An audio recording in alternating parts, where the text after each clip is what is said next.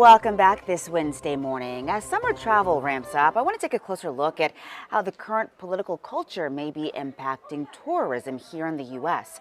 Let's bring in international affairs expert Samantha Karlin for more on where things stand. Good morning. Good morning. Thank you so much for having me.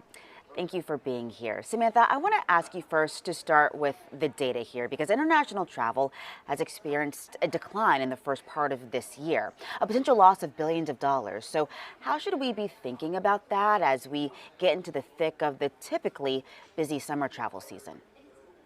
It's dramatically declined. So the World Travel and Tourism Council forecasts the US will use $12.5 billion in international visitor spending, and that relates to $64 billion in 2025 that's lost due to that reduced travel. So the US tourism industry, we have to understand, really buttresses the economy. And what's funny is I'm seeing these images of the national parks. That's actually one of the problems, is that there's been a huge layoffs at the national parks, and the national parks, many of them are closed. The visitors centers are closed. The people who were responsible for search and rescue at Yosemite, there's one guy who's an EMT and responsible for search and rescue and is a first responder who was fired. People are being fired from the national parks, and there's huge congestion jams getting to them. But that's just one of many reasons why there's been a huge decline in international travel, and that's expected to continue. That's what I wanted to get into with you next. You mentioned the smaller workforces that we have here at some of our most popular travel destinations, but what else may be some of the key factors contributing to this decline? Yeah. So there's a number of factors that are contributing to the decline in international travel and people wanting to visit the US. International tariffs, America's us first policy, which has basically said to everyone else, screw you, Trump's hostility and intolerance towards people, his trade threats against other countries, which have really pissed people off, saying that Canada is going to be the 51st state of the US, which has not made Canadians like us very much. The national parks, like I said, being closed, being congested, not being safe to visit. But the most important aspect here is safety. I've been in a couple different countries in the last couple of months. People don't feel safe coming to the US. Think about it.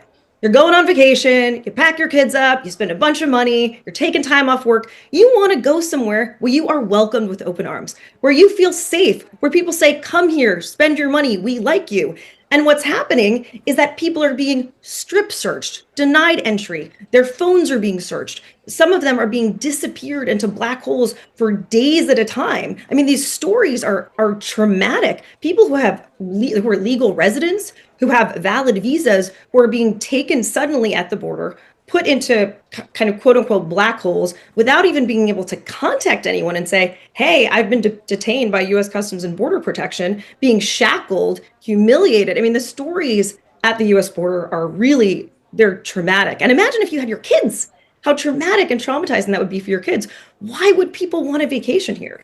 I mean, the other thing I think that's important is that Trump is kind of considered a loose cannon. He's seen as somebody who does not obey due process, who does not follow the law, who does not listen to the courts. So people don't even know if I am taken or I am denied entry, will the rules even be followed? Will I even be given the rights that I'm supposed to have as a human or under international law? And it's been demonstrated over and over again. For example, Jasmine Mooney's treatment of sleeping on a cell without a blanket, etc., move from place to place, not able to have a phone call.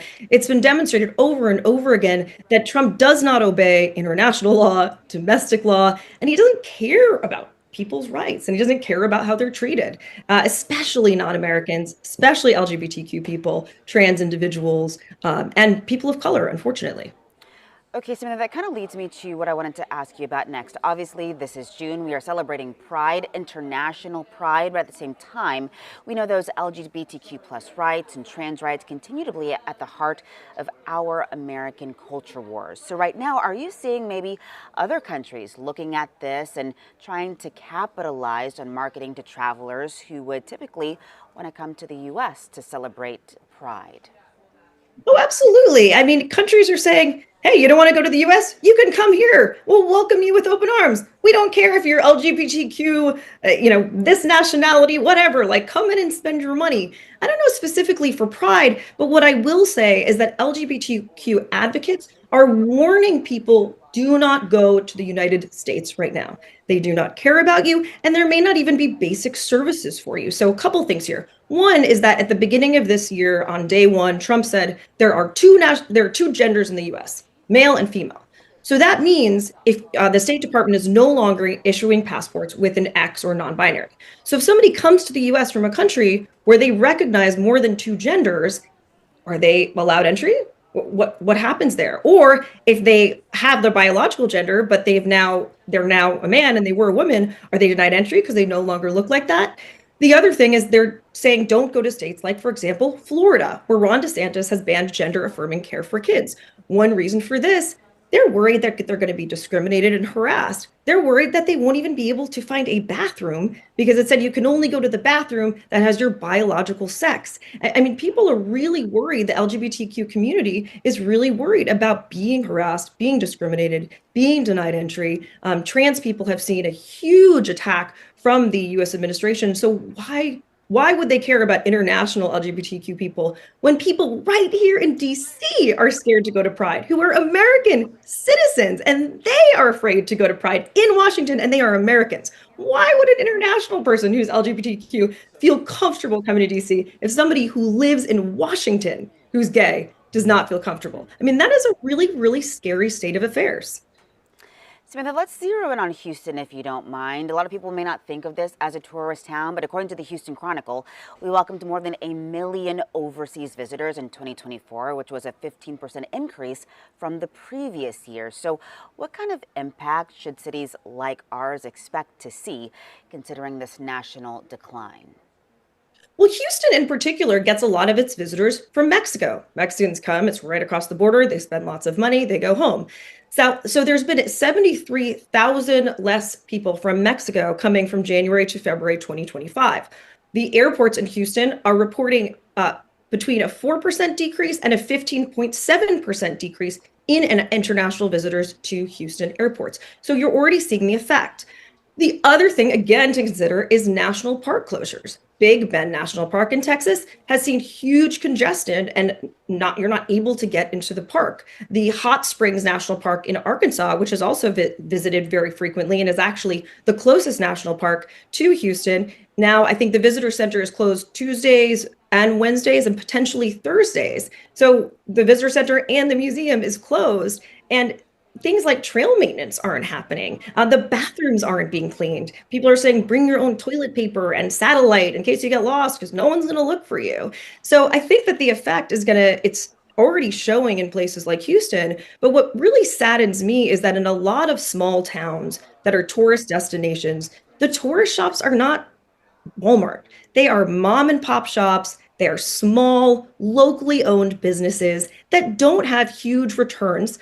Plus, if they are gift shops, they're already facing higher tariffs on getting their goods and products from abroad because of Trump's tariffs. So they're already facing higher costs because of Trump's tariffs. They might not even have some of the things that they used to have. And now they're going to see a decline in international visitors, and they didn't do anything to deserve this. And so the question is, like, are they going to last through these 4 years? If you're not making huge return in the first place, and you might only have one season, maybe you're only palatable for the summer or for the winter. Are you going to survive one summer without business or with a significant decrease in business? Because that's what we're seeing. And I don't know the answer to that. And I'm going to be really sad as a small business owner to see a lot of small businesses that are going to end up closing because of a lack of international visitors. In addition to Mexico, we've seen a huge decrease in Canadians after Trump said it was going to be his 51st state, and Canada issued a travel advisory telling them not to go. And Canadians, their phones are also being searched. And if they have anything that's anti-Trump, they're being sent back. So Canadians have dropped by almost 70% to visit the US. I mean, these are huge, huge numbers, and they visit not Houston, but the northern part of the US, those small towns in Montana and Idaho. They don't want to come anymore. And so I think there is going to be a huge impact on small businesses in the United States that we are going to see.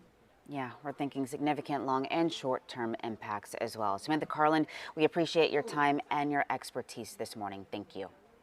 Thank you so much for having me. I appreciate it. Listen to this, something to think about if you perhaps are